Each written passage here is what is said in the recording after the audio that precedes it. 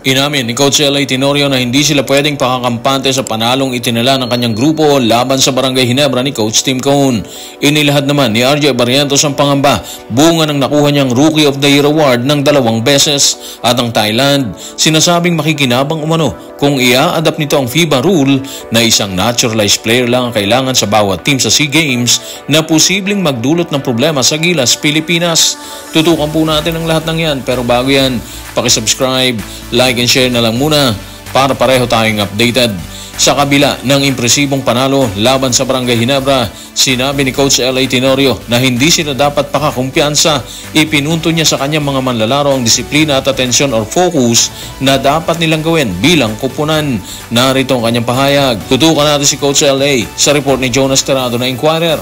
Hindi ako maaaring maging kampante kahit nanalo kami sa laro. Nakuha na natin ang panalong to, pero simula pa lang to ng ating journey. Sinabi ko sa mga players ko na kailangan natin maging mas magaling araw-araw. Kailangan natin maging disiplinado at kailangan natin ito ng atensyon natin sa mga dapat nating gawin. At huwag masyadong intindihin ng ibang kupunan. Ang mahalaga kasi, alam natin kung ano gusto natin gawin sa loob ng court. So siguro doon tayo sa disiplina at atensyon mga ka-playoffs. Alam naman natin kapag nagsama yung dalawa, disiplina at atensyon, may nabubuo or may mabubuo silang malakas na team, di ba? Ibig sabihin lang nito mga ka-playoffs, determinado silang umakyat sa mas mataas na level ng competition. Determinado silang akyatin ng itaas na hindi kinaya ng Magnolia sa nakaraang panahon sa ilalim ng pamamahala ni Coach Chito Victolero. Actually, walang comparison sa dalawa. Walang ganon. Magkaiba sila ng estilo sigurado yan. Ang sinasabi lang natin dito is may tamang panahon sa bawat kupunan na mag-shine sa kanyang journey. At siguro, or posible, naniniwala sila na ito na yung tamang panahon para doon. Sa aspeto ng kumpiyansa mga playoffs, tama yung approach. Huwag talaga silang pakakumpiyansa dahil andyan yung banta, di ba? Dahil ayon na rin kay Coach L.A. Tenorio, nagsisimula pa lang sila dyan. Pwedeng makuha nila at pwedeng hindi rin nila makuha ang gusto nilang makuha dito. Yun yung reality. Mas mahirap kasi kung papasok sila na sobra-sobra yung kumpiyansa nila sa katawan, di ba? Mabigat ang consequence nun at syempre mas mahirap tanggapin yun. Pero kung kakayanin nilang i-maintain ang estilo nila versus Ginebra, magiging malaking banta sila ngayong conference. At syempre magsisimula ang lahat ng yun sa disiplina at attention na binanggit ni Coach L.A. sa interview ng media matapos nilang talunin ang grupo ni Coach Tim Cone.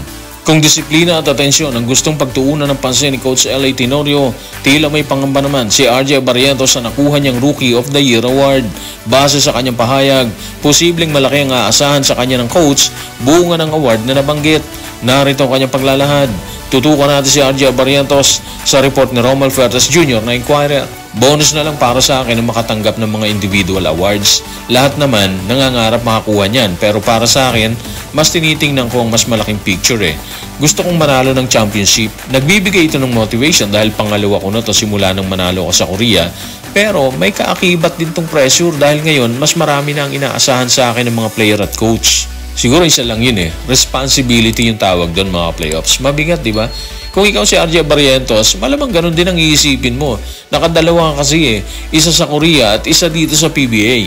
Kung iisipin, ang galing, di ba? Patunay yun na may kakayahan siya talaga at hindi nagkamali ang KBL sa pagpili sa kanya bilang Rookie of the Year. Pero yun ang problema doon. Malaking responsibility ang kasama doon. Aasahan talaga siya ng mga kasama at coaches. Sa isang side, pressure ang dala. Pero may nakikita din tayong positibong pananaw doon mga playoffs. Mas tataas ang kumpiyansa niya dyan. Mas tataas ang moral niya bilang player at kapag mataas ang moral na isang player, mas gumagaling at mas nagiging agresibo siya sa bawat laban, di ba? Sa aspeto ng pag-asa ng ibang players at coaches sa kanya dahil proven na yung galing niya dahil nanalo na nga siya ng 2 Rookie of the Year Awards, normal lang naman yun. Aasahan talaga siya dyan. At kapag inasahan siya, hindi ibig sabihin nun solo niya bubuhatin yung team. Ibig sabihin lang nun, nadagdagan ang aasahan ng team. Yun lang yun.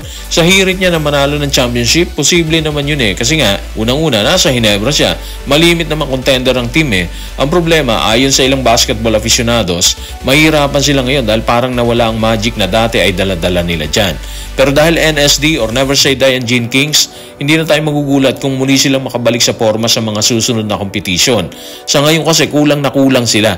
Mula nung matrade si Sistan, parang nagbago direksyon nila kasi nga kulang sila sa big man. Kung tila aasahan si RJ Barrientos ng mga kasama sa Hanay, nananatili namang palaisipan kung gagamitin ng Thailand ang FIBA rule na isang naturalized player lang ang gagamitin sa basketball.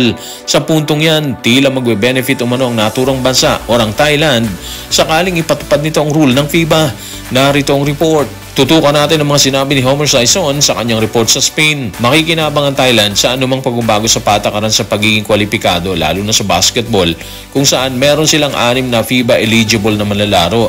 Si Tyler Lamb, Frederick Lees, Moses Morgan, Maimus Williams, Emmanuel Ejesu at Tacharin Narbone. So eto na nga yun mga ka-playoffs, makikinabang ang Thailand sa pagbabagong gagawin nila kung sakali. Ayon sa report ni Homer, 6 ang pwedeng ipasok ng Thailand sa bakbakan or sa lineup nila na allowed ng FIBA kung FIBA rule lang gagamitin nila, di ba? Ibig sabihin, bentahe sa kanila kung babaguhin nila ang rule na passport lang ang kailangan.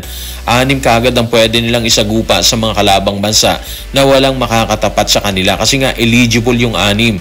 Habang ibang bansa, isa lang ang kayang dalahin na naturalize, maliban na lang siguro kung meron din silang FIBA eligible players katulad ng Thailand, merong 6, di ba? Base sa report, hindi pa sumasagot ang Thailand sa inquiry ng SBP kung ano yung totoong estado ng rule na yon.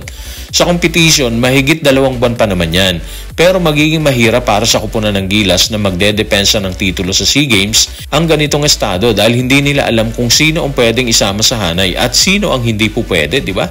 May kalituhan. Sa halip na makapili na sila at makapagsimula ng practice ng mas maaga, hindi nila magagawa yon. Kakailanganin lang hintayin pa talaga ang sagot ng Thailand kung ia-adapt ba nila ang FIBA rule na isang naturalized player lang ang kailangan or hindi.